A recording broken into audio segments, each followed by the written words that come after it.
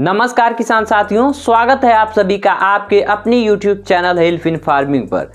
किसान साथियों, नरवाई यानी पराली जलाना सही है या फिर गलत है और सरकार क्यों लगा रही है इस पर जुर्माना। अब आप कहेंगे कि खेत हमारा है, फसल हमारी है, फसल का अवशेष यानी पराली हमारी है, जला हम रहे हैं, फिर सरकार को क्यों दिक्कत हो रही है। तो आपकी जानकारी के लिए बता दूं कि यह दिक्कत सरकार को नहीं हो रही है बल्कि हमें हो रही है। अब यह दिक्कत किस प्रकार हो रही है, क्यों हो रही है और इसे कैसे दूर कर सकते हैं, इसके बारे में मैं आज चर्चा करने वाला हूं। तो बने रहना वीडियो के लास्ट तक। तो चलिए वीडियो शुरू करते हैं। किसान साथियों, पराली जलाना चाहिए या फिर नहीं जलाना चाहिए, यह बात जानने से पहले हमें यह जानना होगा कि मिट्टी क्या है। किसान साथियों, जहां अभी आप खुशहाल तरीके से उन्नत खेती कर रहे हैं, कभी वहां रेतीली भूमि हुआ करती थी, तो आखिरकार कैसे वो कन्वर्ट हुई एक उपजाऊ मिट्टी में, सबसे पहले यह समझते हैं। तो कोई भी मिट्टी पहले रेतीली रहती है, उसमें जो फसल के अवशेष होते हैं, जो कचड़े एक तरह से हम कह सकते हैं वो होते हैं, वो क्या होते हैं, कार्बनिक पदार्थ जिसे कहते हैं।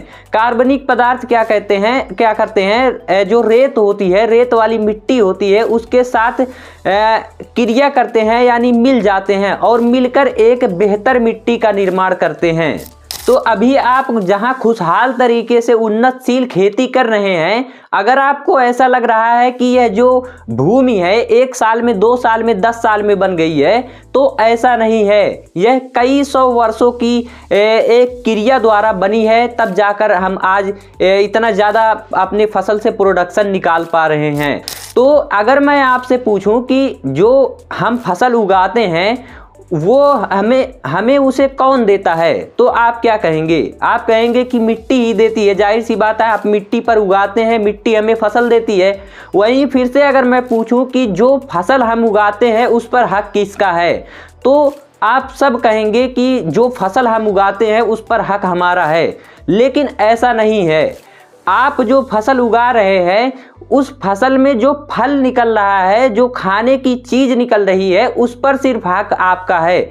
जो बचा अवशेष है, जैसे गेहूं की फसल है, आपने गेहूं की फसल लगाया है, तो गेहूं के दाने जितने हैं, गेहूं की बाली से लेकर जो दाने बने हैं, उस पर सिर्फ हक आपका है और बाकी जो बचा अवशेष है उस पर आपका हक नहीं है। उस पर हक है मिट्टी का।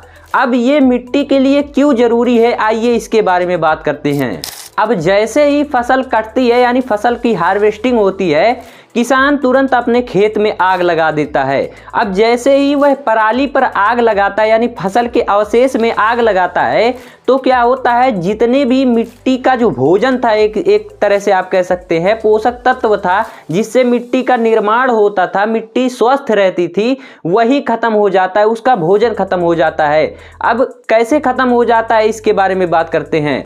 जब आप मिट्टी जो फसल का अवशेष है उसे जला देते हैं, तो क्या होता है कि उसके अंदर जो मिट्टी के अंदर बैक्टीरिया होती है, जो जीवाणु होते हैं, जो मिट्टी की निरंतरता बनाए रखते हैं। जैसे कोई इंसान है, वो पीढ़ी दर पीढ़ी अपनी जो संतान पैदा करके जो है निरंतरता बनाए रखता है, ठीक उसी प्रकार जो भूमि में, जो जमीन के अंदर बैक्टीरिया होते हैं, वो क्या करते हैं कि फसल का अवशेष खा करके अपना जीवन यापन करते हैं और साथ ही जो मृदा की लाइफ है उसे भी बनाए रखते हैं।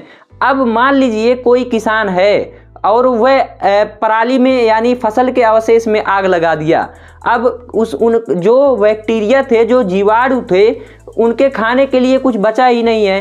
तो क्या होता है कि जब कुछ खाने के लिए बचता ही नहीं है, तो वह धीरे धीरे मर जाते हैं और जब धीरे धीरे वह मर जाते हैं, तो क्या होता है, वहाँ की मिट्टी जो है वो उसमें जान नहीं रह जाती है। जैसे कि अगर कोई इंसान है, वो संतान नहीं दे रहा है, तो क्या होता है, उसका जो पीढ़ी जो है वो धीरे धीरे खत्म हो जाएगी। ठीक उसी प्रकार जो बैक्टीरिया जो जमीन के अंदर पाई जाती है, वो धीरे धीरे कम होती जा रही है और ऐसे ऐसे भी खेत हैं जहां पर कम हो चुकी है। और जब आप आग लगाते हैं तो क्या होता है कि जो भूमि है वो इतनी कड़ी होती जा रही है कि आप सोच भी नहीं सकते। अगर आप अभी नहीं समझ पा रहे हैं तो मैं आपको एक एग्जाम्पल से और समझाने का प्रयास करता हूँ। आपने भट्ठे पर ईंटा बनता हुआ तो देखा होगा, ईंट को बनता हुआ देखा होगा। पहले मिट्टी सूखी रहती है, ड्राई रहती है, उसे पानी में भिगा देते हैं, उसके बाद में एक ईंट का शेप देते हैं उस मिट्टी को, और भीगी हुई मिट्टी ज़्यादा से ज़्यादा 1 हफ्ते तक सिर्फ भट्टे में रहती है और वो इतनी कड़ी हो जाती है, इतनी पक्की हो जाती है कि उस ईंट से 3-3, 4-4, 10-10 महल की इमारत खड़ी हो जाती है। तो आप सोच सकते हैं कि आप अपने जो खेत में हर साल हर फसल में आप अपने खेत में आग लगाते हैं तो आपकी मिट्टी का क्या हाल होता होगा। और यही कारण है कि पहले के ज़माने में जो अगर आप 25 साल 30 साल पहले देखेंगे तो 30 हार्स पावर 35 हार्स पावर के ट्रैक्टर जो है वो आसानी से खेत को जोत लेते थे। लेकिन अभी आप देखेंगे तो 55 horse power 50 horse power 60 horse power जब ट्रैक्टर चलते हैं तब जाकर खेत की जुताई हो पाती है। और ऐसे कई सारे खेत हैं जिसमें वो भी ट्रैक्टर सही से जुताई नहीं कर पाते हैं। किसान साथियों, यह तो हो गई कि जब हम आग लगाते हैं खेत में यानी पराली को, अवशेष को जलाते हैं तो हमारे खेत के लिए इतना नुकसान होता है। और खेत के अलावा हमारे पर्यावरण को भी नुकसान होता है।